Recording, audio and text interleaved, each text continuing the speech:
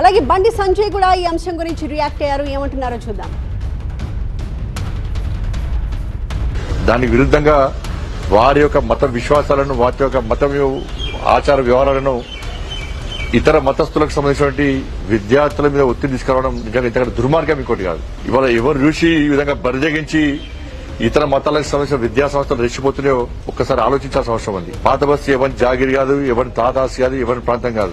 Next Telangana రాష్ట్రంలో ఏర్పడేది Bharatiya Janata party ప్రభుత్వం. మా ప్రభుత్వం ఏర్పడ్డ వెంటనే హిందూ సనాతన ధర్మాన్ని, హిందూ సంస్కృతి సాంప్రదాయాలను పాటించే విధంగా ఇలా విద్యార్థులకు బొట్టు కంపల్సరీ చేస్తాం. ఇలా హిందూ విద్యార్థులందరూ కూడా బ్యాంగిల్స్ కంపల్సరీ చేస్తాం. హిందూ సనాతన ధర్మాన్ని, హిందూ సంస్కృతి సాంప్రదాయాలను ఏ విధంగా ప్రచారం చేస్తామో ఆ విధంగా ప్రచారం చేస్తాం. ఈ నిబంధనలు తీసుకొస్తామని చెప్పి ఈ సందర్భంగా తెలియజేస్తూ, ఇది సక్సెస్ పాఠశాల హిందూ విద్యార్థుల మీద బలవంతంగా వాళ్ళ మత విశ్వాసాలు రుద్దే ప్రయత్నం చేసిందో, మత విద్వేషాలు రగిలించే ప్రయత్నం చేసిందో ఈ పాఠశాల గుర్తింపు రద్దు చేయాలి.